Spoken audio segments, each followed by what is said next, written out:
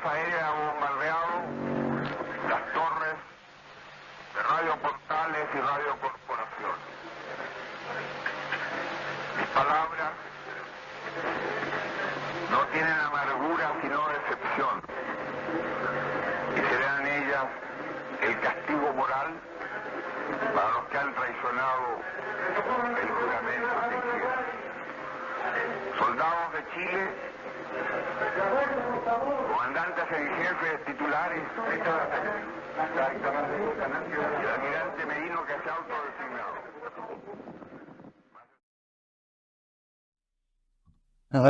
Ahora este documental, ojalá que de una vez por todas en este país se cuente realmente la historia como es. Y que no tenemos que avergonzarnos de contar la historia como es. Porque ya los culpables no van a pagar. Pero que que la juventud, que la sociedad sepa realmente qué pasó. Para que ojalá nunca más vuelva a ocurrir. Porque tener en estos, después de 50 años todavía desaparecidos, para esas personas es doloroso. Para los padres, las madres que nunca más supieron de su vida. Eso es doloroso.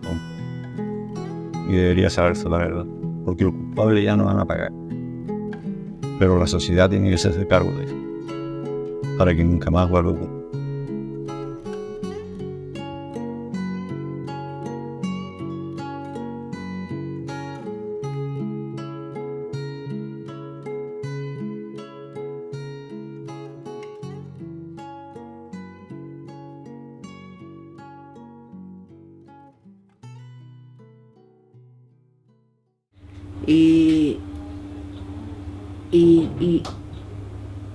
Y recuerdo que ese día 11 de septiembre, cuando estábamos en clases y nos enviaron porque había un golpe de estado, y nosotros más o menos ¿qué sería eso? Que si 6 años estaba en tercero medio.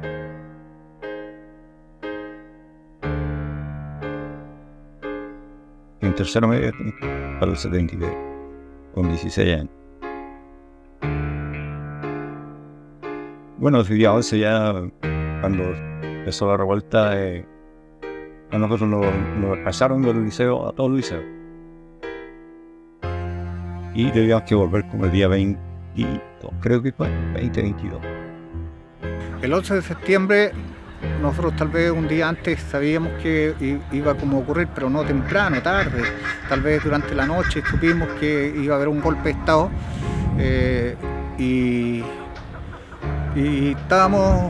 yo estaba junto en una casa donde estaba Rodolfo Lebeque, que era el secretario regional de la Juventud Comunista, que hoy día es detenido, desaparecido hasta el día de hoy. Bueno, el 11 de septiembre nosotros fuimos allanados, el mismo 11 de septiembre, por militares y carabineros. Y yo vivía con otra familia que es de apellido Zuble. Y nosotros nos separaron en piezas las mujeres, y los hombres quedaron ahí. El Jaime, Rodolfo, y estaba Gustavo Vigor igual. Los días o los meses previos a septiembre, para los que éramos militantes, teníamos sumamente claro dos cosas. En primer lugar, se había avanzado maravillosamente en la organización social.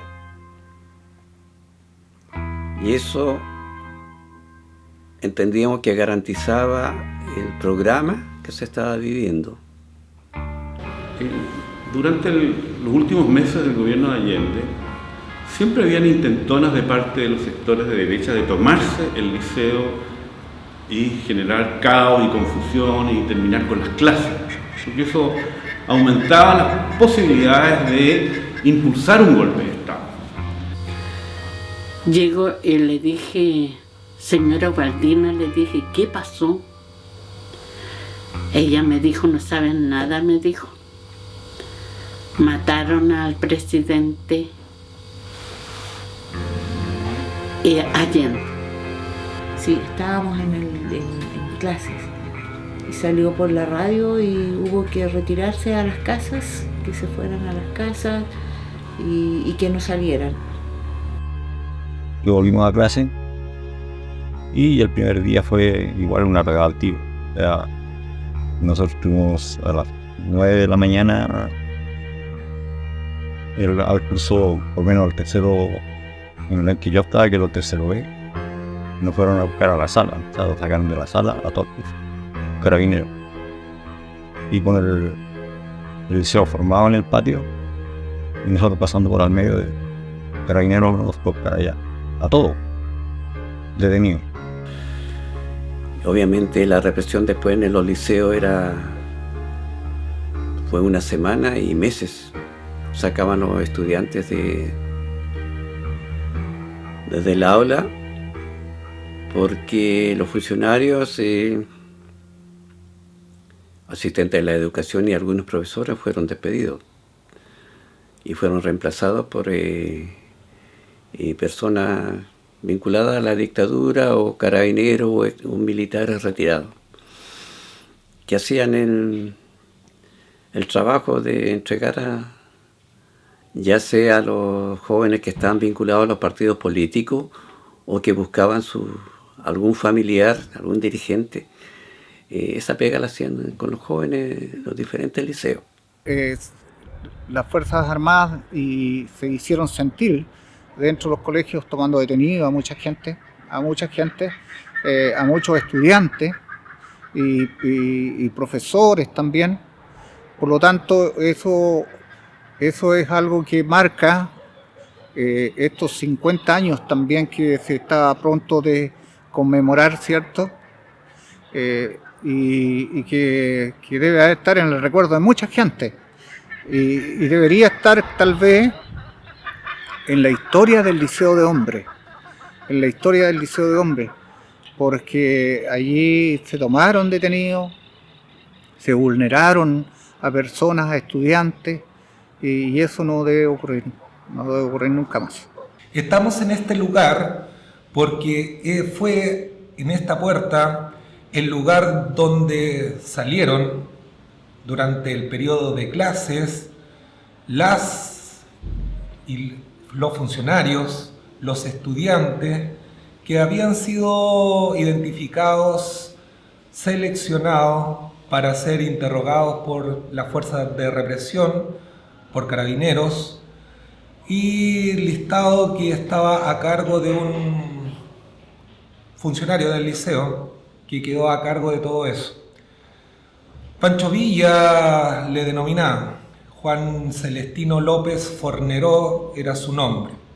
Es que yo me fui a Rahue, vivía, y la Nela se fue a su casa, y al otro día me parece que nos fuimos a clase, mi mamá no me mandó, no nos enviaron, o sí fuimos. La cosa es que en la tarde de una de esas semanas alguien dice: mataron a Nano Rosa. Eso fue el día 12. Entonces tiene que haber sido el 13 en la mañana y nosotros, pero ¿y dónde está? ¿Cómo lo van a matar si es un niño?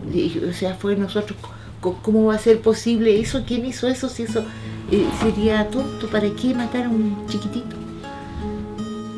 Ya, de Reinaldo, bueno, nosotros nacimos de aquí del matrimonio formado por un profesor normalista que era Luis Rosa y mi madre dueña de casa. Reinaldo Patricio Rosa Asenjo fue la persona que, el primer hijo del matrimonio. Vivimos en Rahue muchos años, compartiendo casa de los abuelos maternos. Ahí desarrolló toda la niñez de Nano, bueno, de todos los hermanos. Después ya a los 4 o 5 años entramos a la escuela 8, donde estuvimos un par de años ahí, hasta cuarto, quinto básico sería, porque después Reinaldo entró a estudiar al Liceo de Hombres, que en esa época tenía educación básica también. Siempre fue un alumno muy destacado, un niño muy estudioso, le gustaba mucho la lectura. Él escribía cuentos, se ganó un concurso literario en el Liceo de Hombres. Ahí nos llamaron una vez que hubo una reunión de apoderados. Yo me acuerdo que acompañé a mi mamá en ese entonces a la reunión de apoderados y el director le dijo que a lo que termine pase a su oficina. Y era para entregarle, o sea, para contarle que su hijo había sido el ganador de ese concurso literario y como premio era un diccionario Aristo, de esos diccionarios antiguos, unos grandes, ese era su premio, ¿ya? De ahí Reinaldo siguió destacando siempre, un niño, como digo, no es porque uno lo diga, sino que era un niño respetuoso, buen compañero, como lo recuerdan todos, como digo, gente, su profesor, inspector, todo dice un hombre, un niño muy correcto. Y era un compañero que era muy sano, realmente sano, era un joven que se dedicaba mucho al estudio, a ser un buen compañero, fue muy buen dirigente estudiantil, digno de destacar, compañero. No hay nada que decir con respecto a Reinaldo. Reinaldo era un ejemplo de estudiante. Sí, eso era lo que yo le decía, hijo, le decía yo, pero si, ¿cómo? Le decía yo, ¿tienes pruebas? Sí, mami, mañana tengo pruebas, pero hijo, yo no te he visto tomar un cuaderno. No, mami, me decías tranquilo si yo me sé la materia. Yo decía, el otro día, quizás después, cuando entreguen nota, quizás qué nota me van a dar por este chico. Nada, excelente, excelente, excelente. En la figura de Reinaldo, los valores, la valentía, el compromiso, me hablan mucho, ¿cierto?, los discursos, que eran muy potentes, era muy pequeño, pero tenía una voz firme y convincente de la dirección que él tenía como presidente del centro de alumnos. Era el líder del liceo y tenía tanta llegada que yo, por ejemplo, hablé con el diputado el Javier Hernández, que también lo tengo entrevistado en el libro, que fue compañero del liceo de Reinaldo, y él también habla de lo conciliador que era Reinaldo, que no era no era el dirigente que tenía fuerza política y avasallaba al opositor, sino que siempre empleaba los diálogos. Reinaldo era un tipo sencillo, no era una persona que tú la encuentres hablando permanentemente, era muy tranquilo, siempre meditaba antes de entregar una respuesta. No era un líder avasallador, era muy reflexivo Reinaldo Rosa y actuaba con mucha humildad. Pero él sí sabía que tenía un don particular para dirigir y por eso logró ser tan fuertemente acompañado después del golpe y antes del golpe. Siempre la gente andaba con él. Él imponía trabajo, imponía criterio, imponía dudas, imponía preguntas. Era un hombre que se preparaba mucho. Como yo lo conocí, o sea, un luchador estudiantil apegado a su liceo, apegado a una mejor educación, apegado hasta a que la gente tenga una cultura más amplia, que sepa realmente qué es, trabajar o luchar por un país, que es ser solidario. Él era el ideal de lo que es un alumno, un hijo. Él era muy cariñoso con su madre, con su abuela, con su papá. Era una familia muy bien formada, muy educada, y el dolor que causó su partida fue difícil, muy difícil para su mamá, y qué tremendo coraje, porque yo compartí con ellos de la reserva del dolor, de guardarlo y de seguir adelante, y como te decía, y del padre de pensar, mi hijo en algún momento va a ser un héroe, y lo es. Él es un héroe y es un ejemplo de lo que debería ser un alumno de tercero medio, porque él estaba en tercero medio, culto, educado, con gran interés social y qué gran político nos perdimos en Chile con su partido. Muy amante de la lectura y ya después en la enseñanza media empezó a destacar ya casi como líder natural ahí de la juventud. Fue presidente del Liceo de Hombres 2 veces, por 2 años consecutivos. Estaba ya cursando el cuarto medio cuando llega el 73. Así que Reinaldo, aparte, como digo, de ese día del 11 de septiembre, siendo un joven de 17 años, me acuerdo acá que estamos en esta casa, empezamos todas las noticias y él lo primero que hace es instruirnos a nosotros, a su papá, a su mamá, a nosotros decirnos todo lo que se iba a venir. Ya como era uno dice, era un adelantado con 17 años para decirnos todo eso. Sus libros, como tenía cerros de libros, empezó a buscar sus libros como para esconderlos, para quemarlos. Y como digo, nos dijo todo lo que iba a venir. Y de ahí, como digo, salió a reunirse con algunos compañeros ese día del 11. Y ahí fue que ya sería la última vez que vimos a Nanito, ¿cierto?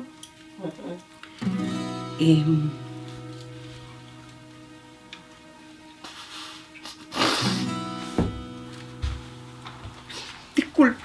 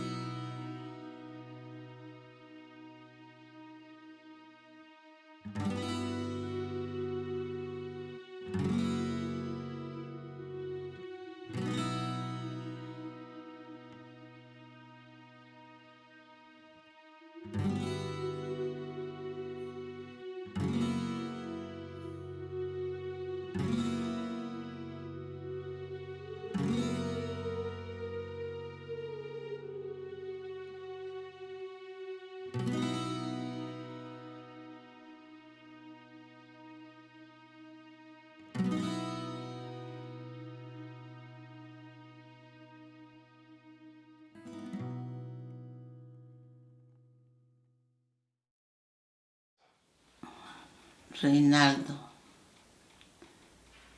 Bueno,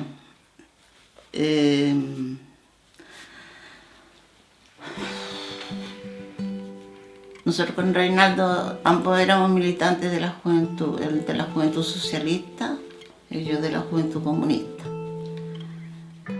Este relato, para quien yo aprecio mucho porque lo tengo en mi recuerdo por siempre, para Reinaldo Rosas, el que fui compañero de colegio, estudiamos juntos en el Liceo de Hombres, del 70 en adelante. Me conmueve particularmente esta fecha porque perdimos a un gran compañero, a un gran amigo, a un gran líder, a alguien que tenía mucha claridad de lo que estaba ocurriendo en el país en un programa de gobierno que era el de Salvador Allende. Y dicho programa traía grandes novedades para la educación pública chilena. Reinaldo Rosas Asenjo fue el presidente del Centro de Alumnos del Liceo de Hombres de Osorno en el momento de su crimen. Para nosotros, y para mí en lo personal, la figura de Reinaldo es concomitante, es la más, nuestro presidente eterno, como lo llamamos algunos, y una figura que tenemos que volver al lugar de la historia de nuestro liceo, historia que está escrita en un pequeño libro de mi autoría, en el cual resignificamos todos estos momentos dolorosos, estos momentos complejos que vivió nuestro liceo acá para el golpe de Estado y que también lo experimentaron otras unidades educativas. A él sí lo conocí como el presidente del centro de alumnos era un joven que no era un joven revolucionario. Sus aspiraciones era siempre obtener una mejor educación.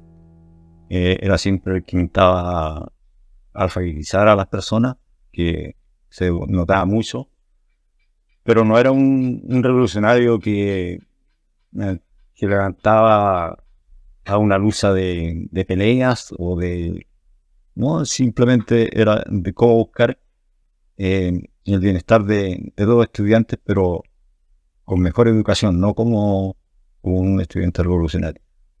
Sí, yo como estudiante, parte de muchas generaciones que han pasado por este liceo, me siento muy emocionado, muy emotivo de poder rescatar la figura de Reinaldo. Yo fui estudiante, hoy día soy profesor y soy parte del equipo directivo. Entonces eso obviamente que me emociona más, porque además de este detalle, de estar compartiendo la vida de Reinaldo, también comparto la oficina, la última oficina. El último lugar físico que Reinaldo tuvo acá es la oficina que hoy día tengo como orientador junto con mis otros colegas profesionales. Eso me hace, cierto, repensar cada día cuando entro en mi oficina la figura de Reinaldo, los valores, la valentía, el compromiso. Ambos, como se entraron al liceo en séptimo año por la reforma educacional, en octavo año yo, y después en octavo fuimos elegidos dirigentes de los estudiantes. Y ahí nosotros cohesionamos bien, porque el compañero era un muy buen militante y un muy buen gestor del trabajo de los estudiantes. Qué importante fueron en ese tiempo los profesores, porque yo he conversado con colegas que ya no están, y siempre es que este muchacho era brillante. Él tenía el don de la palabra, y además tenía bases teóricas con las que fundamentaba sus dichos. Fuimos compañeros de centro alumnos, dirigentes del centro alumnos del Liceo de Hombres en varias ocasiones. Yo creo que durante el periodo que estuve en primero, segundo medio, antes del golpe fatídico cívico-militar, donde con Reinaldo tuvimos mucho trabajo que realizamos para los estudiantes. Él era una persona muy comprometida, un joven socialista, yo militante de las Juventudes Comunistas. La noche del 10 de septiembre se quedó un grupo de compañeros acá en el liceo a cuidarlo, para que no se lo tomen los estudiantes de Pachi Libertad y de Renovación Nacional y del comando Rolando Matus, y quedaron de guardia. A mitad de noche llegó Carabineros y los detuvo a todos. Y en la mañana del 11 de septiembre, cuando llegamos a clase, ya habían informaciones de movimientos militares y de marinos en el norte del país. Y nos encontramos con la noticia que nuestros compañeros estaban todos en la comisaría. Y estamos también en esta puerta y en este lugar para recordar el lugar que fue la oficina del Centro de Estudiantes del Gobierno Estudiantil en la época de Reinaldo, y en donde Reinaldo realizó, a criterio mío, la obra o el momento más heroico de su coartada carrera política, que fue el rescate de un grupo de estudiantes que estaban custodiando el liceo para que los grupos de oposición de la época no se retomen el liceo y poder mantener las clases. Y el día 11 de septiembre a las 8 de la mañana, Reinaldo asistió a la primera comisaría de Carabineros y logró rescatar a sus compañeros con el golpe ya en marcha. Y Reinaldo, sin vacilar un momento, dijo: yo me voy a la comisaría, voy a ir a gestionar que suelten a los jóvenes. Y partió. Admirable. Día de golpe de Estado. Estaban detenidos, estaban en la primera comisaría, y ahí fue donde llega Reinaldo en la mañana, a las 8 de la mañana, ya con el golpe andando, y él toma la decisión de ir a buscar y a recuperar a sus compañeros. Y se los entregaron, porque no solamente se sabía que Reinaldo era el presidente del centro de alumnos del Liceo de Hombres dentro del Liceo de Hombres, sino era sabido por las otras unidades educativas y por estas otras instituciones del Estado también, porque andaba en toda Reinaldo. Entonces no era un tipo desconocido. Entonces el prefecto, claro, o el que estaba a cargo de la guardia en ese momento, le entregó a sus compañeros y los salvó. Reinaldo, bueno, sus padres, vecinos míos también del barrio. Él vivía en calle Concepción, yo vivía en calle Iquique en ese tiempo, muy cerquita de él, muy cerquita, una cuadra de distancia. Nos juntábamos siempre como estudiantes y como vecinos y como compañeros de curso y como compañeros de lucha también. Entonces yo lo conocí mucho en ese tiempo. Es algo que vamos a recordar por siempre, y en esta gran lucha que hemos tenido durante todo este periodo, después del trabajo de clandestinidad por recuperar la democracia, estaba en mí el recuerdo de él, y siempre hice el trabajo de trabajar para derrotar la dictadura, porque mi compromiso era ese, no de venganza, pero sí de continuar luchando para conseguir derrotar a la dictadura. Y eso lo hicimos, compañeros, siempre. Nuestro compromiso fue tenerlos a ellos como muy en alto, porque fueron muchos compañeros que cayeron, de distintos partidos políticos, de distintas juventudes políticas tal vez, que no se merecían esto y no se merecen nunca ser tratados de esa manera. Ni los presos políticos, ni las personas, ni las mujeres que fueron violadas, ni los niños asesinados en este país. Jugábamos en los árboles, habían árboles frutales, nos subíamos como iba a buscar cereza, a andar después como con las primeras bicicletas, que uno le iba a aprender a andar en bicicleta. Y todo era así, era un niño normal, ¿no? Era un niño normal, como digo, que fue creciendo nomás y en algún momento se le abrió el apetito de la lectura de chiquito. Entonces a lo mejor, claro, mi papá era profesor, igual siempre a través de él a lo mejor le inculcaba todo, que sea como digo un buen estudiante, pero como digo yo diría que fue casi de él, como que afloró eso en él de ser como era Reinaldo, porque claro, vinimos los otros hermanos, pero él era distinto, pues él destacó como en todas partes de la casa y destacó fuera también por ser una persona excepcional.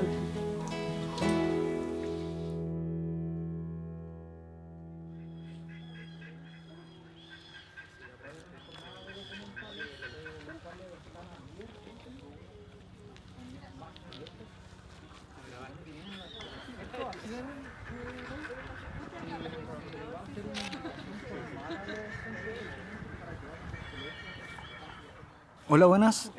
Mi nombre es Juan Rubio, Juan José. Soy profesor de Historia y Ciencias Sociales aquí en una escuela rural de Osorno. Participante activo de la Brigada Ramona Parra, encargado como secretario político de la misma. Me presento, yo soy Josefa Ríos, participo en las Juventudes Comunistas de Osorno desde el año pasado. Soy secretaria orgánica de la base secundaria. Estamos aquí ahora pintando un mural en memoria de Reinaldo Rosas, el cual fue un dirigente secundario muy importante en Osorno y el cual fue asesinado en dictadura. Hola, soy Gonzalo Garrido, estudiante del Liceo Eleuterio Ramírez, brigadista activo de la Brigada Ramona Parra y militante de las Juventudes Comunistas. Estamos aquí presentes en Rahue Alto haciendo un homenaje a Reinaldo Rosas, un ex estudiante del Liceo Eleuterio Ramírez y presidente del Centro de Alumnos. Él fue acribillado aquí mismo, en Rahue Alto, por una patrulla militar en simplemente 2 días después de haberse efectuado el golpe de Estado. Él dejó un legado, la lucha estudiantil en Osorno era activa y esperamos que siga haciéndolo porque los jóvenes son la revolución de nuestra sociedad, son los que están encomendados a poder generar los cambios que hoy en día se gritan en las calles y que no han sido escuchados. Entonces, como brigadistas siempre vamos a tener el discurso, la convicción de querer mantener eso en las calles, en las poblaciones, porque no todo el mundo lo entiende o lo recuerda. Así que nuestro trabajo es para la memoria, es para la cultura y para hacer grito vivo de lo que significan los cambios y los sujetos que han sido revolucionarios en los territorios.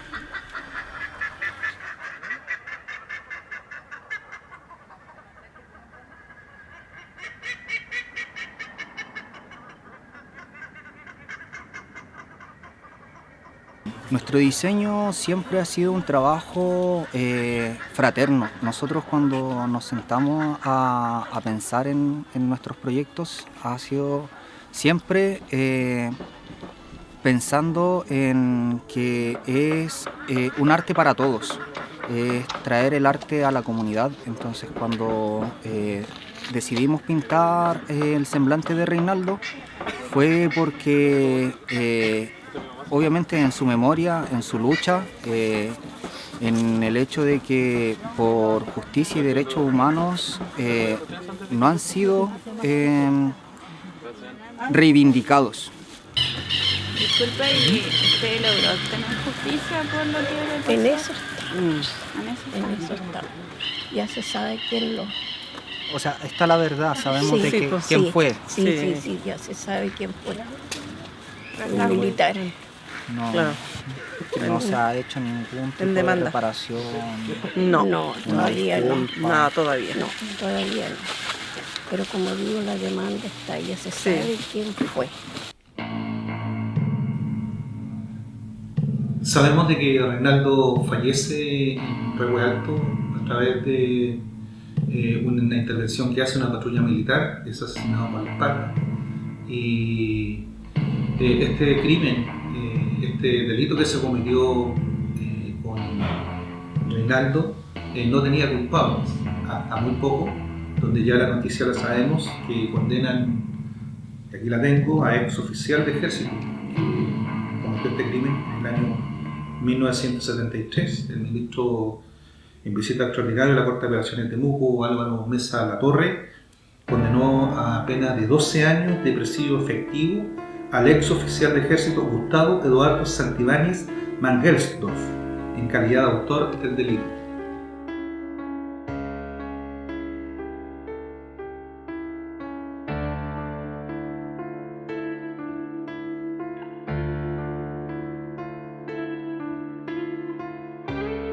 Bueno, nosotros sabemos que Reinaldo, un joven idealista, estaba reunido en el sector de Rahue, en una de las reuniones, ¿cierto? Rearmándose como movimiento, porque pertenecía al Partido Socialista, la juventud del Partido Socialista, era un líder dentro del partido, del cual yo también pertenezco. Y en ese tiempo, claro, era de valiente el poder reunirse, agruparse, y en ese contexto fueron allanados por una patrulla militar, donde Reinaldo comienza a arrancar y le disparan por la espalda. Y la orden de disparar fue del teniente que estaba a cargo de la patrulla.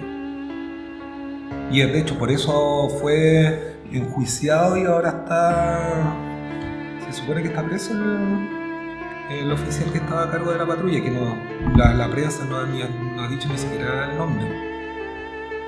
Volviendo a la noche en que mataron a Nano, ese día se iba a hacer, más bien esa noche, durante el toque de queda, se iba a hacer una reunión con estudiantes secundarios.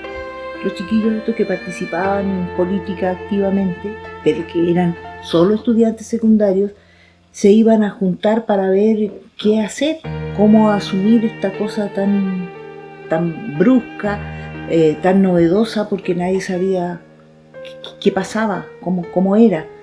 Y claro, se dice que hubo por ahí quien dio aviso que habría jóvenes reunidos ahí,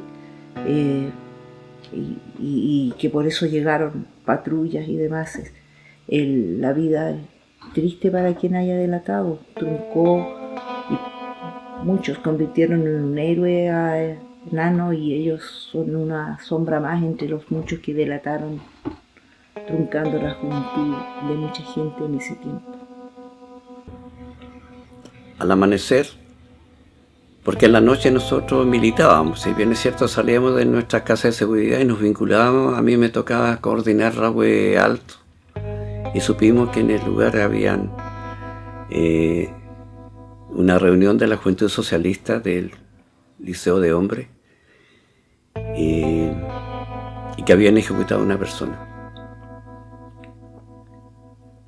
Se me vino a la mente Gustavito, porque era uno de los más agujas que andaba.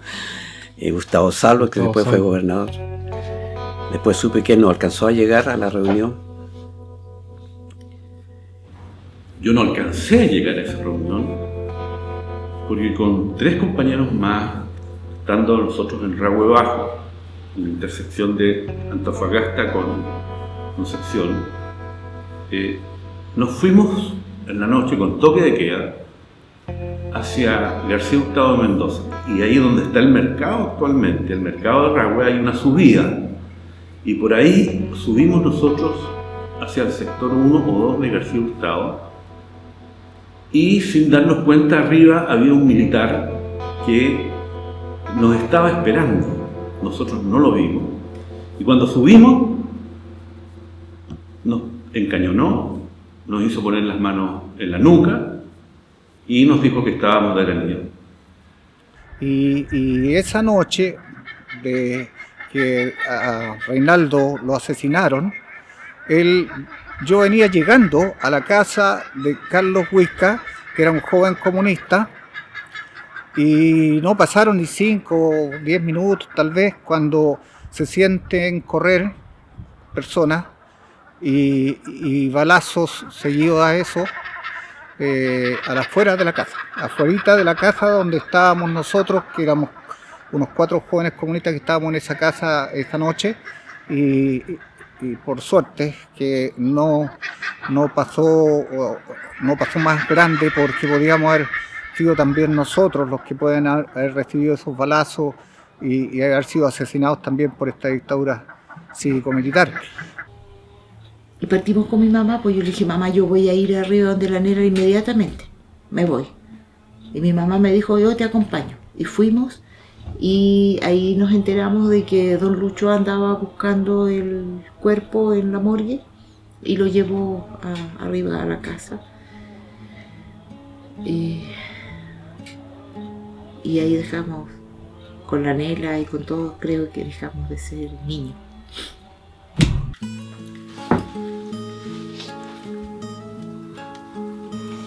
Lo empezamos a buscar, pensamos que había estado en algunas reuniones con sus amigos, pero no aparecía. Empezamos acá, en ese entonces no había teléfono, era todo más básico, así que ir a golpear las puertas nomás de las personas que puedan haber, para ver si alguien tenía noticias de él. Y bueno, llegó la noche, no apareció, y el otro día temprano ya sospechamos algo ocurrió. Y nosotros en ese entonces, también en esos años, teníamos una tía que trabajaba en el hospital, mi tía Ana. Y dice que ella justamente esa noche, porque cuando le dispararon, lo llevaron al hospital. Llegó al hospital, ¿cierto? Entonces, según le dijeron, como casi era una de las primeras personas que ya había sido asesinada por los militares, que le dijeron a ella como gran novedad, le fueron a contar ahí entre las colegas que había llegado un niño, ¿cierto? Un crespito, moreno. Y ahí lo fue a ver, parece mi tía, ¿cierto? Ya, pero no nos avisaron, como digo, no, hasta el día siguiente, cuando ya empezaron a las 6 de la mañana, después llegó otro compañero y ahí alguien nos vino a avisar que Reinaldo había fallecido. Así es que, bueno, ahí mi papá, usted entenderá ahí lo que ocurrió.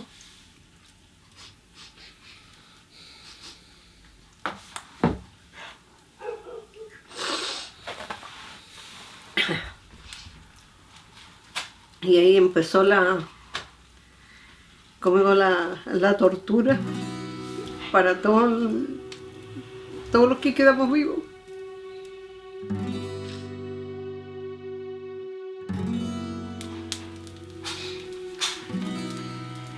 Yo como madre, hace ya más de 40 años.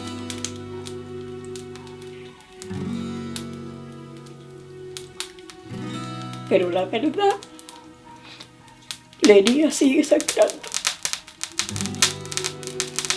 Y aunque esté bajo tierra, esa herida no se va a curar con nada. Porque es mi hijo.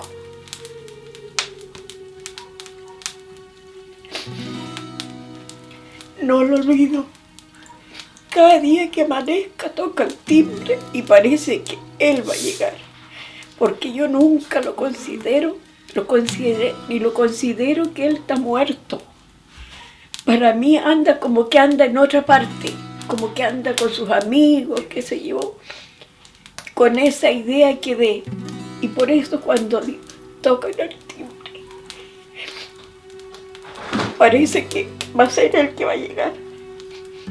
O veo sus grupos de amigos y parece que ahí lo voy a ver con ellos.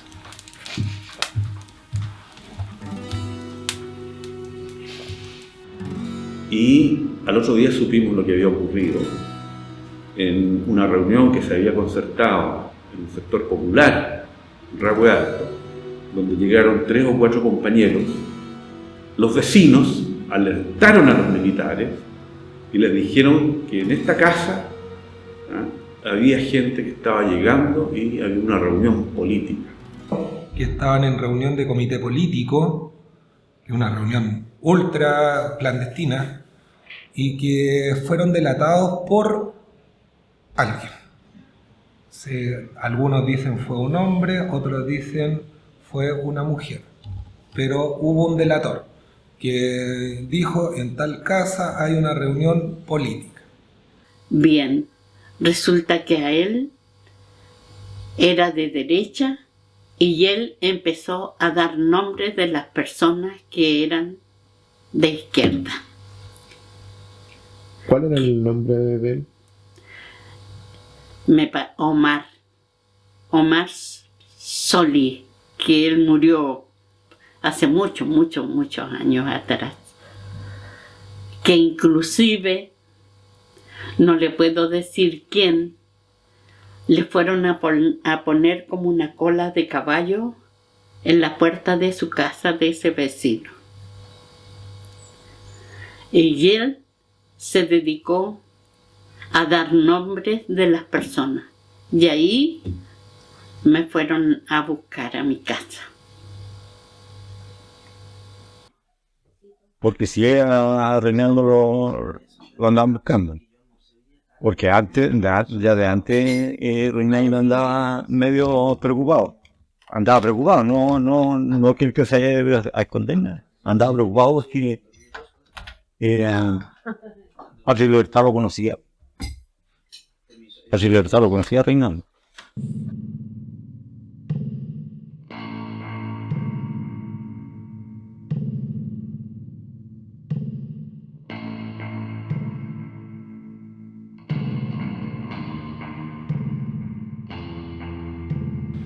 Post golpe de Estado, Aquí en Osorno mismo andaban quienes eran partidarios de Patria y Libertad buscando a los compañeros junto a los carabineros y a los militares en sus casas y en el campo. Y ellos lo indicaban, y ellos también participaron de asesinatos y torturas de la gente que hoy día está desaparecida y otros que están muertos. Ellos, la derecha, los civiles, por así decirlo, y este es un tema que nadie se atreve a tocar, participaron fuertemente en la represión que se desató aquí en nuestra provincia. Se eliminó tanta personas, se torturó tanta gente, no se condice con la capacidad operativa del ejército. Habían 27 carabineros en toda la provincia, diseminados en los retenes, y una dotación alrededor de 600 o 700 personas en el regimiento de Arauco, considerando la reserva, media docena de detectives. Entonces no tenían capacidad absoluta como para garantizar una represión como la que se hizo. Solamente fue factible esa represión con el apoyo de civiles. Los civiles ingresaron organizadamente al regimiento Arauco y se apoderaron del mando del regimiento Arauco. Ellos ejecutaron la represión en nombre del ejército de Chile.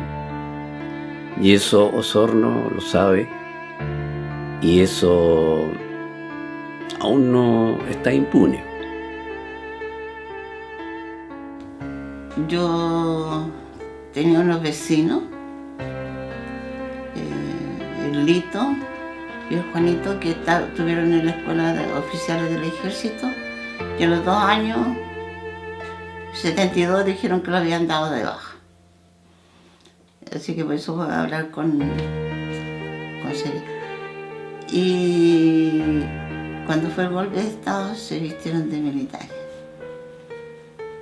El Lito fue uno de los torturadores de uno de mis compañeros del partido, el compañero Eduardo Olivares, que le ponía, según lo que dice él, y tiene él para que hablara, le ponía los cigarros aquí en los párpados. Y el Juanito igual, pues era soplón. Después había gente que también era soplona, como Rogal, de la población. Acá en la Ramírez habían otros que también denunciaban a los compañeros que eran de izquierda. Y eso existió, pues, o sea, existió que se vistieron de militares. Ramón King, todos se vistieron de militares. Yo los conocí en la universidad, Ramón King, con el Vera y el Mendoza. No, Mendoza era el otro, que es hermano de un Mendoza que era del Maupo. Y se vestían de militares y salían a buscar gente junto con los militares. A las 7 de la mañana del 11 de septiembre, estos salieron de diferentes edificios. Fue muy llamativo, por ejemplo, un edificio que aún se conserva, calle Maquena con Mata. Personas, dueños propietarios de fondos, algunos profesionales, vestidos de militares. Ya tenían las armas y los uniformes en sus casas.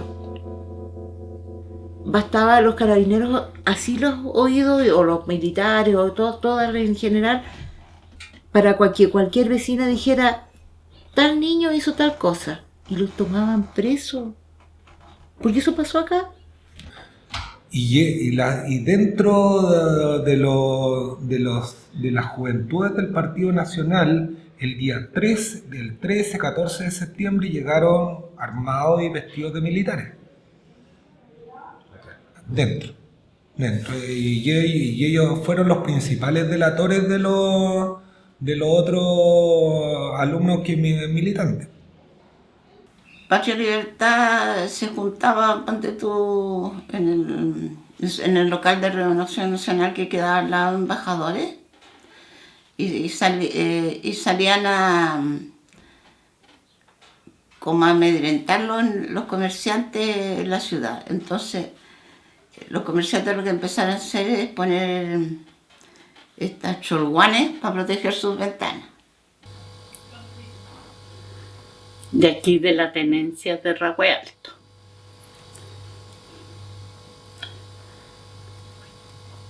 Y ahí yo estuve la mayor parte del tiempo detenida. Estuve en un calabozo. Habían otras personas también, pero por celdas separadas. Solamente nos encontramos con esa persona cuando nos sumieron en así como un tarro de estos de grande donde venía la benzina, parece, algo así, y nos sumieron en esos tambores de agua. La tercera comisaría era un lugar donde todas las personas que los civiles entregaban eran ubicadas en ese lugar porque allí se torturaba.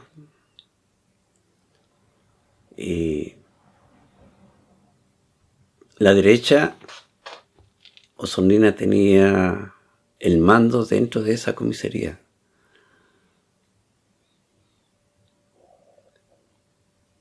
Entonces allí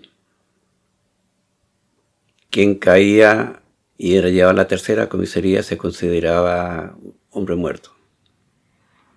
El capitán Adrián Fernández, que era el que conocía a todos los dirigentes, porque se hizo en ese tiempo cuando empezó el gobierno, dijo que él era irrestricto al gobierno popular, o sea, él estaba ahí. Entonces conocía a la mayoría de la gente, los dirigentes. Y yo creo que él se vio que tenía que traicionar a la gente para seguir en su cargo y juntó a los peores pacos o carabineros para hacer el seguimiento y detener a los compañeros para lograr acallar que él era de izquierda. Yo creo que ese fue su mayor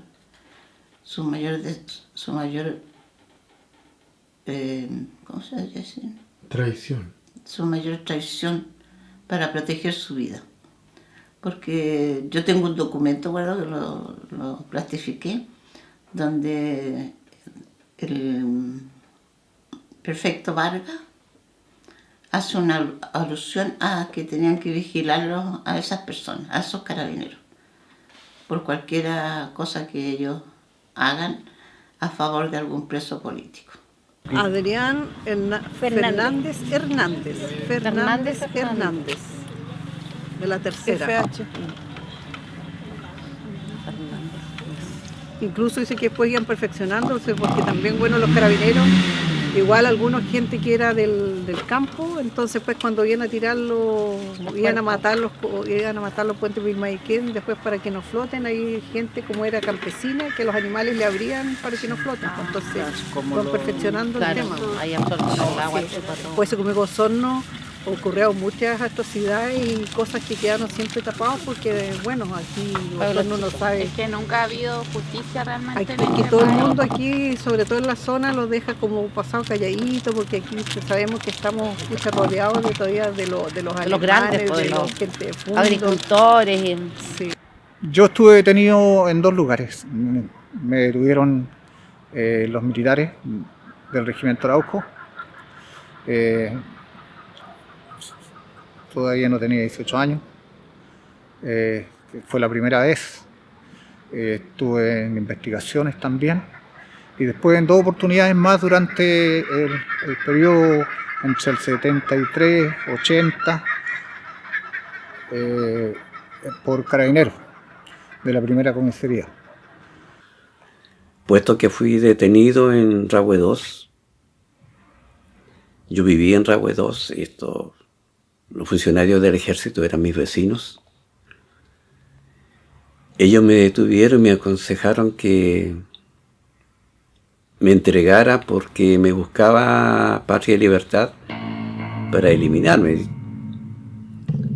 Y de tal manera que me detienen, me llevan a la guardia que eran mis vecinos, y me dijeron, mira, lo único que podemos hacer por tu persona es que nuestros vecinos, tu papá y la mamá, puedan reclamarte siendo preso político.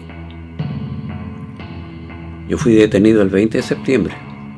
Alcancé a vivir 10 días en clandestinidad y en resistencia.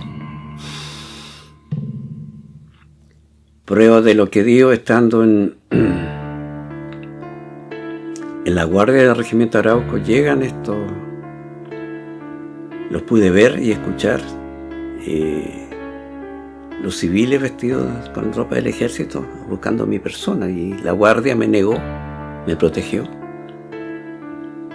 Y ellos se reivindicaban que eran el ejército de Chile, que ellos iban en mi caso, a hacer el consejo de guerra y que ellos me iban a ejecutar.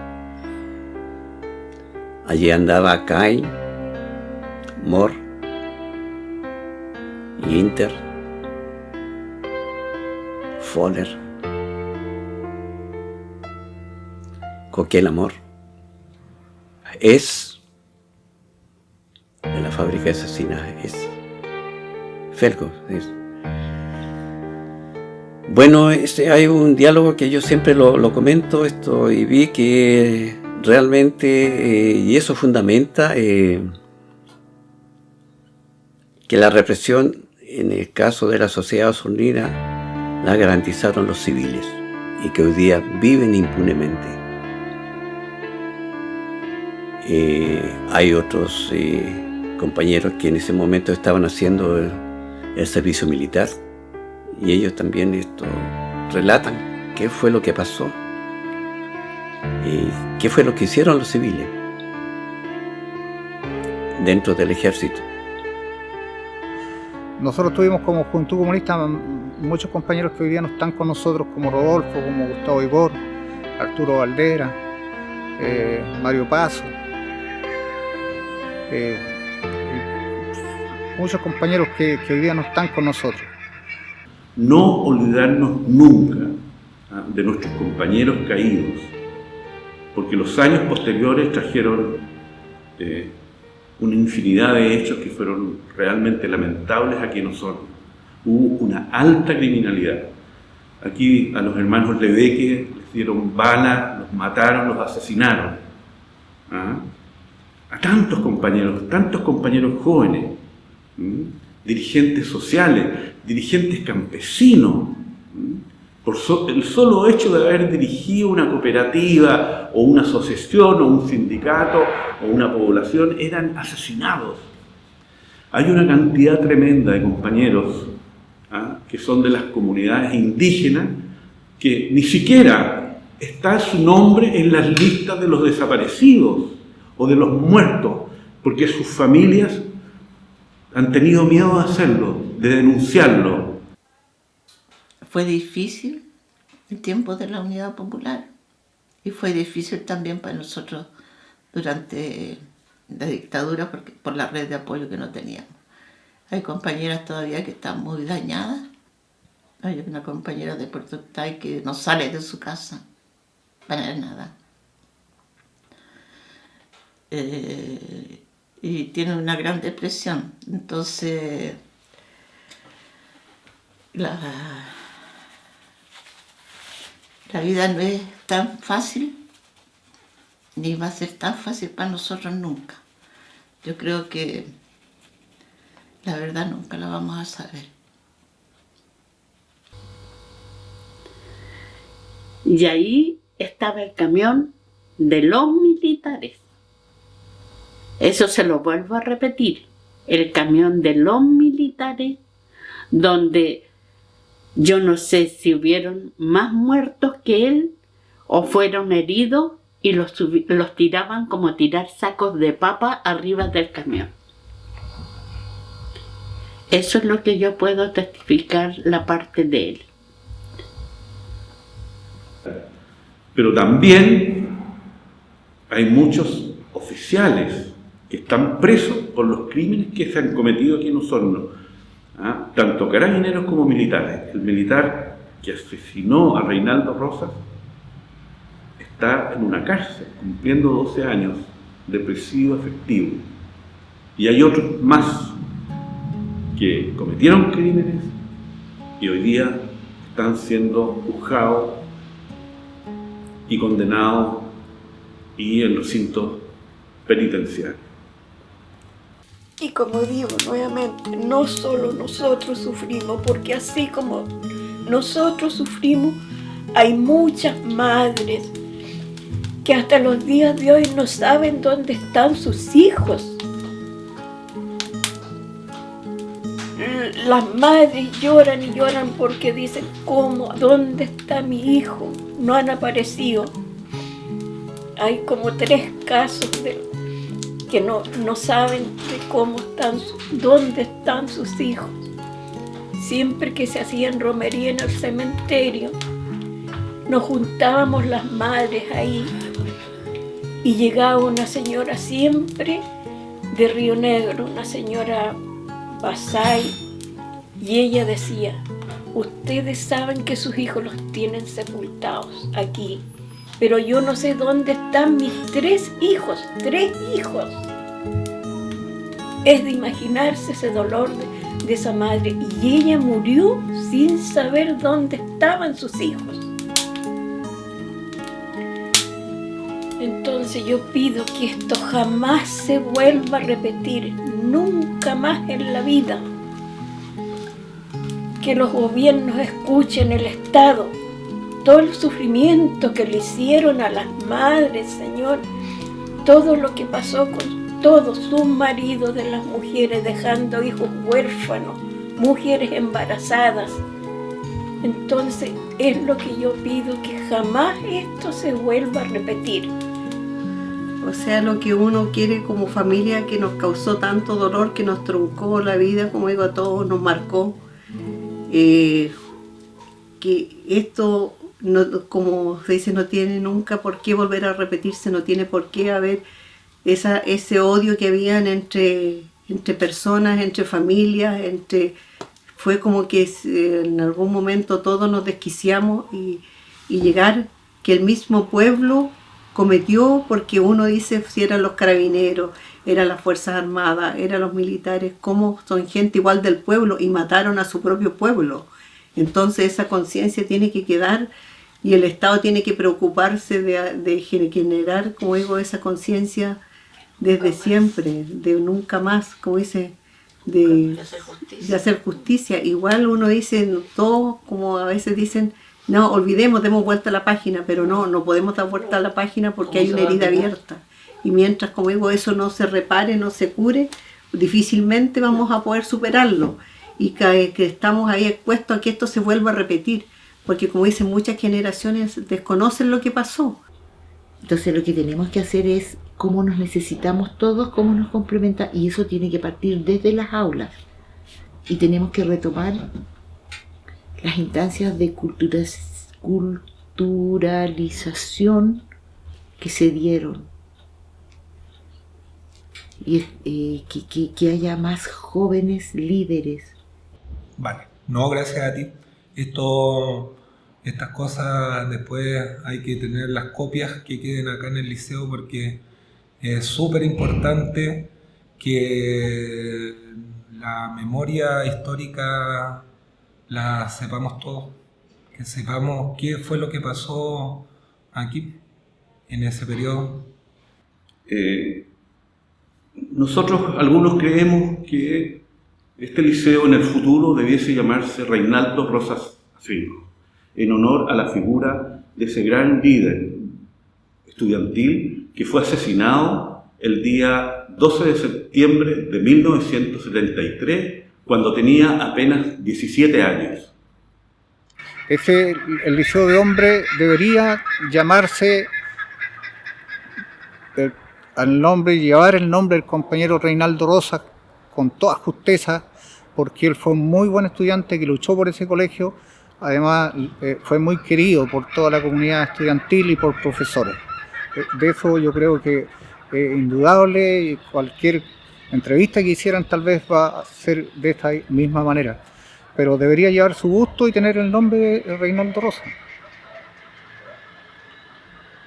Después pasaron los años, bueno, siempre a Reinaldo lo han recordado.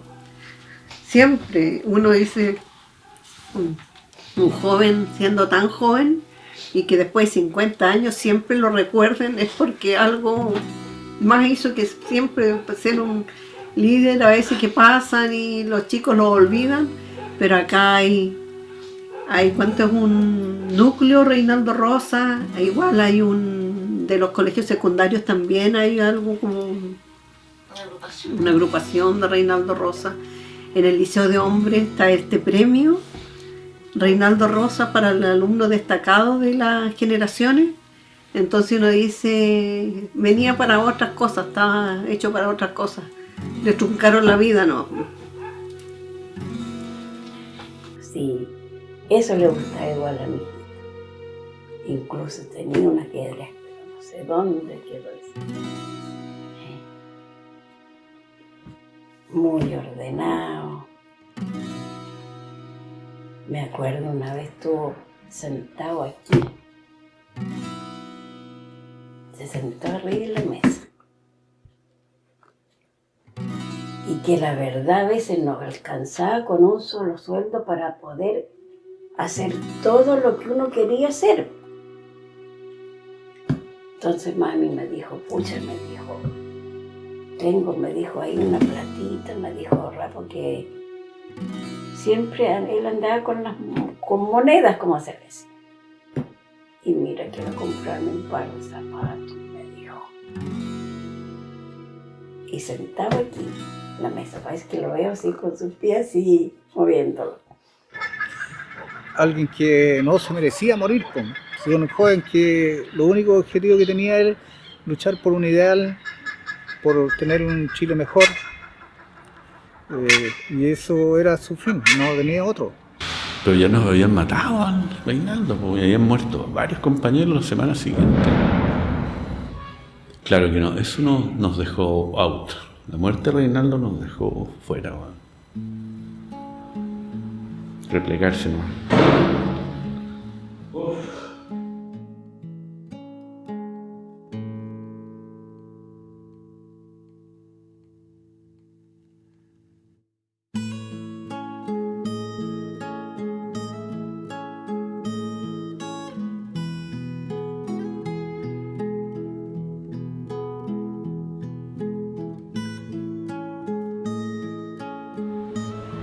Como Corporación de Derechos Humanos queremos en primer lugar agradecer a la familia de Reinaldo Rosas. Sabemos que 50 años todavía son una herida muy abierta y es difícil de pronto testimoniar algo que nos causa tanto dolor.